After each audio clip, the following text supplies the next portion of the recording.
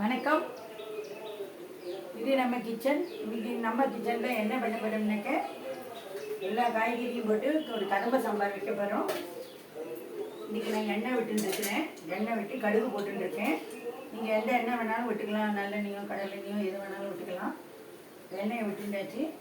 2 வெந்தயம், 2 மிளகாய் வத்தலை போட்டுக்கணும். நான் இதை போட்டுட்டு உங்களுக்கு இது என்னென்ன சாமான் தேவைங்கிறத நான் உங்களுக்கு சொல்கிறேன்.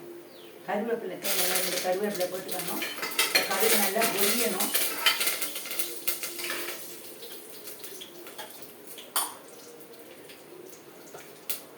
இதுக்கு என்னென்ன சாமான் தேவை அப்படின்னாக்க எல்லா கதம்ப காய்கறியும் தேவை. இன்றைக்கி வெங்காயம் சேர்க்கல, தக்காளி, குடமிளகாய், பரங்கிக்காய், கத்திரிக்காய் இதெல்லாம் போட்டிருக்கேன்.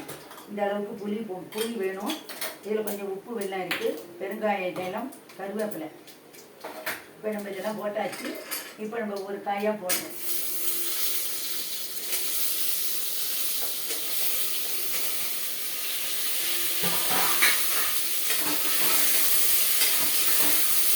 இதை நம்ம வதக்கி இந்த மாரி போட்டால் நல்லாயிருக்கும்.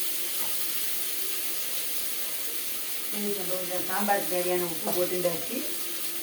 இப்போ சாம்பார் பொடியை போட்டுக்கணும்.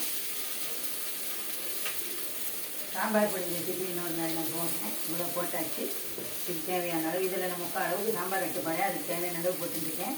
இப்போ தனி மிளகாத்தூள் கொஞ்சம் போட்டுக்கணும். தனி மிளகாத்தூள் போட்டுட்டா அது ஒரு டேஸ்ட் நல்லாயிருக்கும். இப்போ கொஞ்சம் பெருங்காய தளத்தை நம்ம இதில் விடணும்.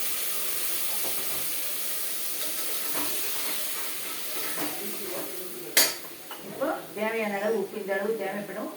வெல்லம் கொஞ்சம் போட்டுக்கணும். அப்போ தான் அரிசியும் எடுத்து கொடுக்கும். துளி போல வெல்லம் போட்டுட்டா போதும், வேணாங்கிறமா விட்டுருணும்.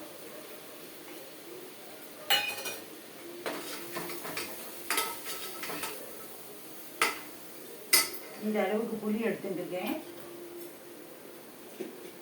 புளி தண்ணியை விட்டு நான் கரைச்சி வச்சுருக்கிறேன். இப்போ இந்த புளி தண்ணியை நான் இதில் ஊற்றுறேன்.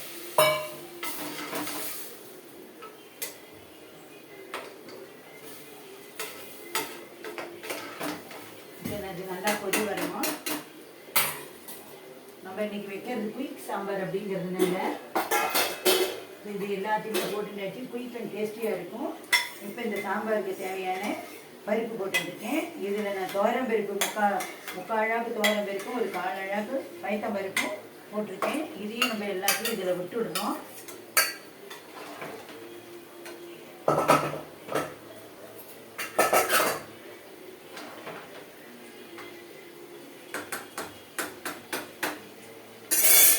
இது நல்லா ஒரு கொதி வந்த உடனே நம்ம இறக்க வேண்டியது. அப்படியே குக்கரில் டேரெக்டாக வைக்கிறதா இருந்தாலும் 2 விசில் வச்சு இறக்கிடலாம்.